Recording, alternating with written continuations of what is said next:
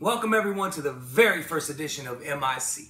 It's Moments in Christory, where I'm going to take my boring life and make it seem glamorous. No, actually, no bullshit. I've got some pretty damn great stories. And tonight, we're going to call it the Fergie Tourbus incident. Alright, so check this out. I'm not exactly sure on the years. I'll do some fact checking and I'll edit it in later. No, I won't. Whatever. It was the year that Justin Timberlake and Christina Aguilera did the Justified strip tour. And they came down to New Orleans and they had a little known group at the time called the Black Eyed Peas opening up for them. Well, after that, the Black Eyed Peas had a show at the House of Blues where they headlined. And this chick that, well, basically my whole crew ran through. Yeah, I wore rubber. I like to think that all my buddies did too. I'll just give you her first name, Amanda. And we used to call her Amanda Fuck because, you know, that's pretty much what she was looking for. But anyways, we were friends with benefits. Oh, shit, I just did air quotes twice in one day. That's 10,000 cool points minus off of my account right there. But anyways, she called me up. She was like, look, Chris, I want to go to the Black Eyed Peas concert. I want tickets from B97. Now, keep in mind, this is long before I even became like a professional rapper, much less got B97 in my corner, before they ever played my record, before I met Mike Caplon, Stevie G, T-Pot, all that, okay? This is pre-B97 Christory, okay? So anyways, she calls me up and she's like, I'm going there and I'm gonna fuck one of the members of the Black Eyed Peas. You wanna come with me? But, you know, backstage, fuck it. It's a hip-hop concert. And I had heard of the Black Eyed Peas, but not this version of them. Like, I heard of them more like Dead Prez, shit like that. And I don't mean to compare the two because, yeah, no, okay? Dead Prez is like real hip-hop. And I'm not, you know, I don't really want to get too into judging the Black Eyed Peas because I don't even know what the fuck they are, honestly. The reason they call Apple D is because he smokes weed out of an apple. I'm not bullshitting. If you are one of the few people on this earth who haven't heard of this yet, you take an apple, you basically cut out a hole here, a hole here, and I think maybe he had a carburetor on the side. I don't really remember that much because, you know, we were smoking pot. Kids, it will fuck with your memory. But he smoked weed out of an apple. When it was the first time I had ever seen it, I was fucking impressed. And this dude was shorter than me, so like anytime I'm in a room with somebody shorter than me, I'm already like, I fucks with you. Can we hang out? Can we go walk downtown? Can people see that I'm taller than somebody? So yeah, that's how that went. Taboo, like the tall dude, kind of the tall looking Bruce Lee guy. Coolest motherfucker ever. Well, not the coolest, but he was the coolest person in the room that night, period. He gave me all kind of advice. He didn't shun me, you know, when I asked him, you know, what I got to do to make it in the game and all that. You know, he gave me some harsh truths, but he also gave me some hope, which was cool. Will.I.am, first of all, he was with a busted broad. Like, gosh damn, this girl was like, whoa, fugly. Okay, I'm sorry, lady, if you're watching this. You could have just presented yourself better, honestly. Now, this is before, like, he was Will.I.am. So, yeah, maybe you just couldn't pull him like that. I've always been a bit of an overachiever, so I shouldn't judge people too harshly, I guess. He was a jerk to me. I'm going to just be honest with you. He was like, yeah, don't even bother. Eminem's got your lane. Like, there's a couple things wrong with that. One, that's kind of racist. Like, what? There's only one white rapper allowed? In hindsight, like Cam Newton would say, hindsight being 50-50, he was kind of right. You know, like, I never blew up internationally because, well, partially because I probably didn't do a few things right. And also because, yeah, no, there is only room for one really mega white rapper. And that's unfortunate. Maybe not now, but we're talking 10 years ago. But whatever. He was still a douche for telling me that, honestly. We all freestyle, and they had two other people there that were contest winners, and they didn't know who I was. You know, I was charismatic at the time to basically one other person in the room, and that was Amanda Fuck. Thank you for inviting me again, by the way. These two other people thought I was famous. It was the first time anyone had ever mistaken me for being famous, and I was fucking loving it. I mean, my dick moved a little bit. I got a little half chub, quarter chub. They were like, hey, you know, because Black Eyed Peas were signing these posters. They were like, hey, what's your rap name? I'm like, I'm charismatic. They're like, man, you're awesome. Can I get your autograph? Just my inner humility, I don't know why, because if I could do this over, I'd do it different. My inner humility, I was like, oh no, I'm not famous. Like, I'm just a dude here like y'all.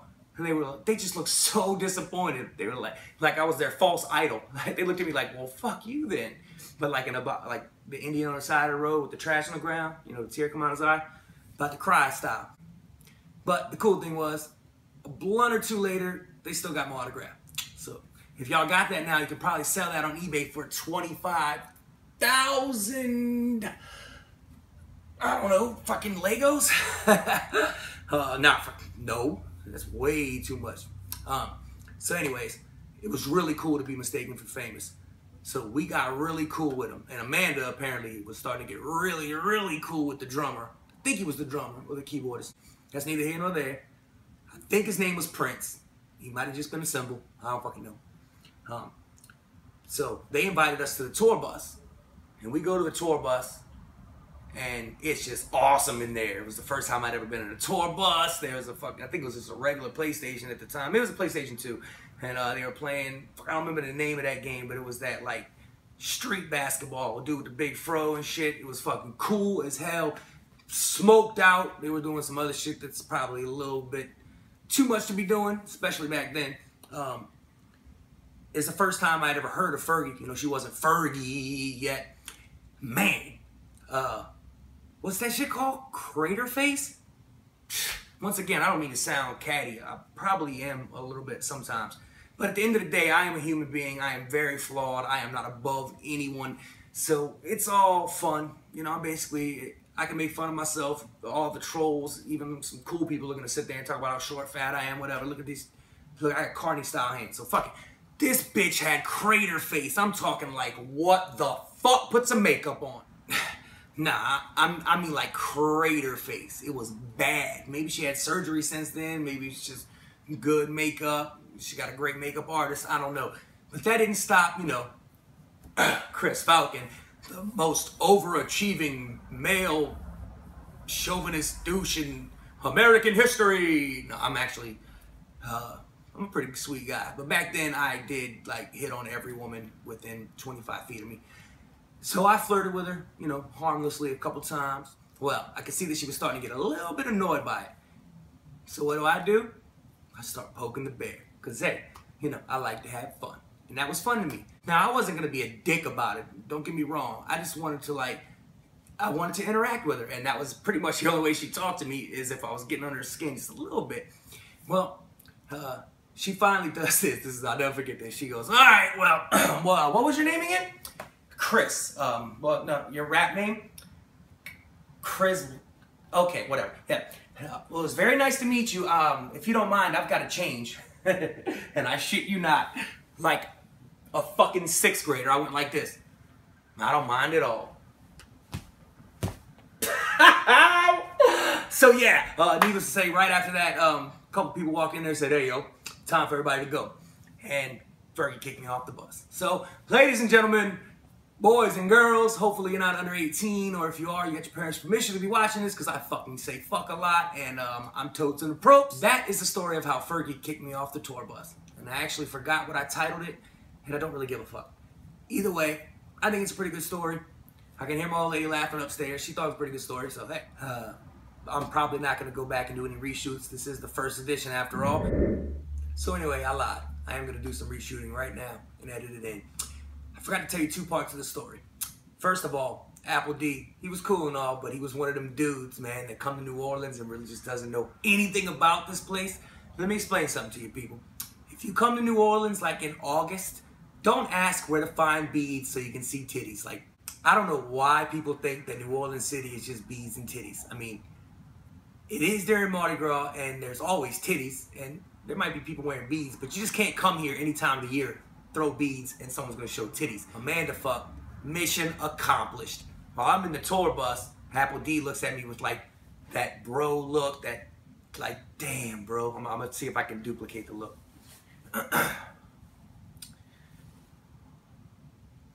Chris, man, I don't know how to tell you this, but I think your old lady's fucking our drummer. I was like, oh, no, whoa, shit. Like, no, that's not my old lady, but like, at most, we're friends with benefits. She told me she was coming here to fuck one of y'all. Mission accomplished. She did her thing. I came with her. I don't want to fuck any of y'all. I mean, well, maybe Fergie. Maybe. I'm getting drunk. I'm loaded. Maybe I ignore the craters.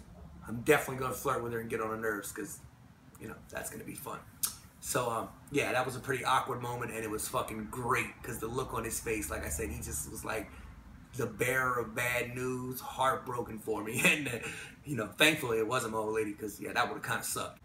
And I'm going to now try to figure out how to edit this in because I don't know what the fuck I'm doing. This is a brand new show. I might even just leave this just like this because I fucking can. Anyways, to all 7 people that are going to view this and somehow have 8 dislikes, don't ask me how that works. Shout out to you. Mwah.